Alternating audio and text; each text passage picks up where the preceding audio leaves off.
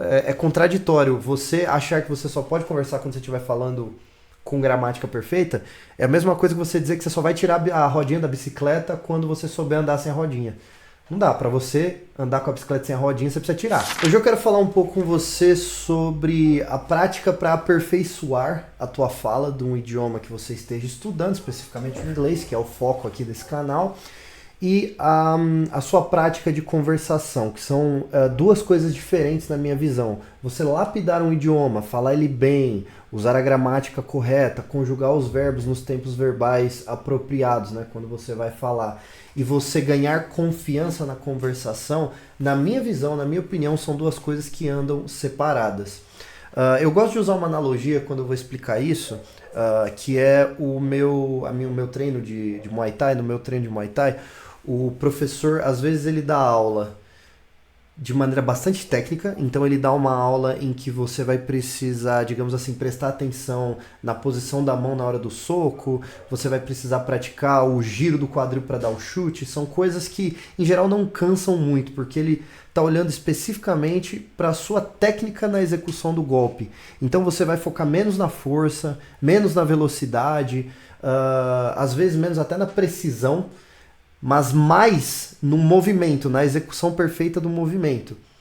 E aí tem outras aulas em que isso importa menos, em que são aulas de, como é que eu vou dizer? Aulas em que a gente está lá mais para dar porrada mesmo, né? Aula de sparring, quando a gente faz, em que a gente de fato entra no ringue para lutar, né? Está se olhando menos para a técnica e mais para a sua capacidade de causar dano no adversário. Quando você precisa ficar 1 minuto dando uma porrada no saco de pancada, ele não está olhando necessariamente se a sua mão está girando certinho, por mais que é bom que ela esteja. Mas a ideia é mais você conseguir intensamente ficar muito tempo, né, dando golpes sem parar. Eu acho que o aprendizado do inglês vai mais ou menos nessa linha. Em que sentido?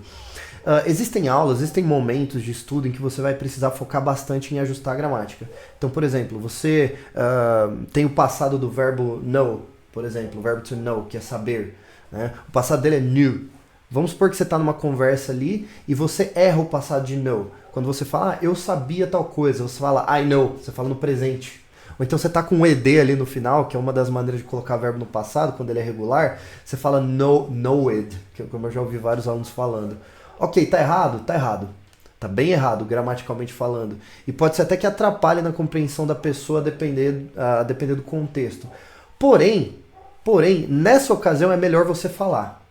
Fala mesmo que seja errado, fala mesmo que esteja no presente, porque quando você está batendo papo, praticando a conversação, não tem problema necessariamente você errar a conjugação verbal. Claro, pode acontecer aqui e ali de você não ser compreendido, a depender do erro que você cometeu, mas nada que numa conversa, principalmente numa conversa informal, não se corrija, tá? Você consegue corrigir, a própria pessoa às vezes vai perguntar para você o que você quis dizer, e em geral, isso não vai fazer diferença na conversa, por mais que seja importante, tá? Então há momentos em que você vai ter que praticar o ganho da confiança sem necessariamente se preocupar tanto em falar de maneira gramaticalmente aceitável ou acurada. Por quê? Se você na hora de conversar ficar se preocupando demais com essas coisinhas, você nunca vai ganhar tração. Você vai travar cada vez que você for falar. Eu com os meus alunos eu faço bastante isso. E inclusive eu acho que como professor no passado já cometi esse erro assim, de ficar enfatizando demais em garantir que o aluno tenha uma fala perfeita. Isso às vezes demora para avançar, né? Demora para avançar em termos de conteúdo. Hoje em dia a minha abordagem está diferente. Hoje em dia se a aula é mais focada em conversação, eu deixo o aluno falar. Eu deixo a pessoa falar ali à vontade, né? A não ser que a pessoa cometa algum erro, seja de pronúncia, ou de gramática, ou de vocabulário, digamos assim, algo que atrapalha a entrega da mensagem, algo que atrapalha ou atrapalharia um nativo a compreender o que aquela pessoa está querendo dizer. Aí sim, aí eu corrijo.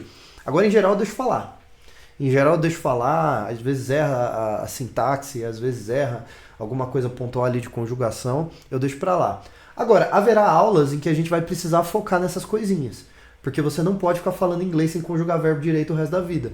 Então, nessas aulas, a pessoa acaba conversando menos, o aluno acaba conversando menos. Então, como é que eu faço em geral nos estudos, né? Você pega, por exemplo, na minha plataforma de inglês, a gente tem os clubes de conversação semanais. Eu normalmente envio o pacote de vocabulário para os alunos, eu falo, Estudem esse vocabulário aqui, aprendam esse vocabulário aqui, cheguem na aula com essas palavras absolutamente memorizadas, tá? Escutem, joguem nos flashcards, vão revisando para chegar na aula e a gente já ter o vernáculo necessário para bater aquele papo. Quando chegar na aula, eu deixo falar, eu faço as perguntas e, né, inicio ali uma interação e eu deixo os alunos falarem.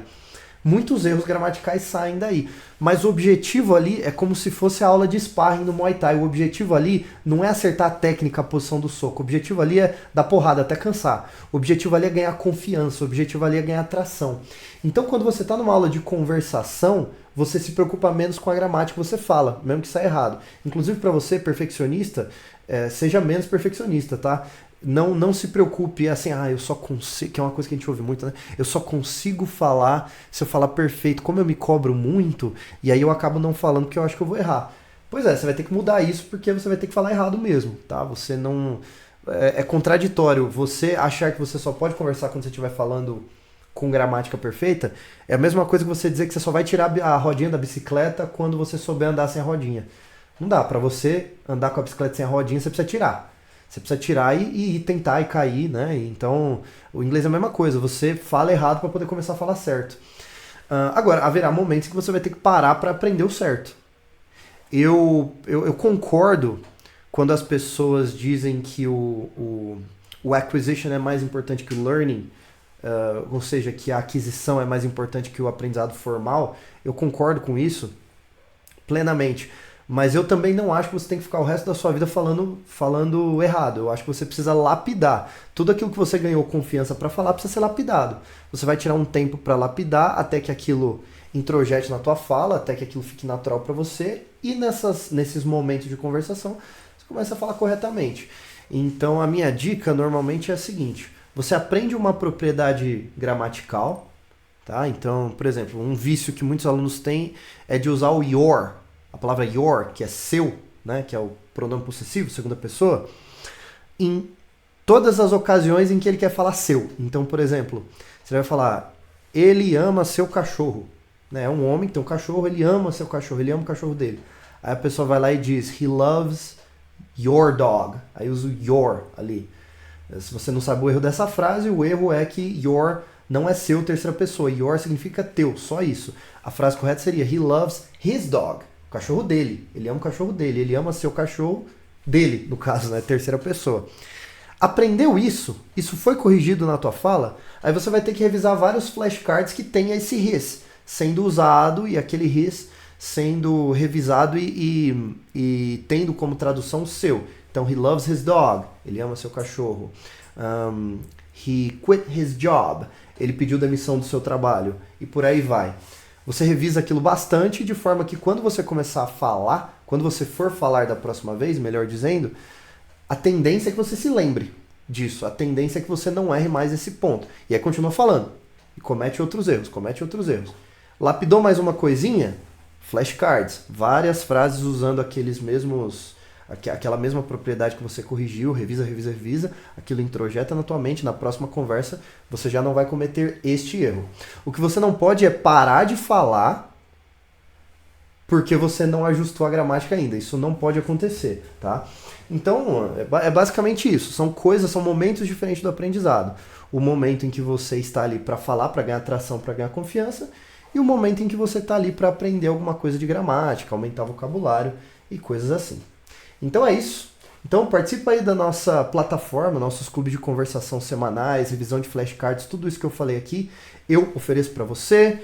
O link para cadastrar na plataforma está aqui na descrição. Entre, o valor é pífio, é muito, muito baixo o valor mesmo para tudo que ela oferece.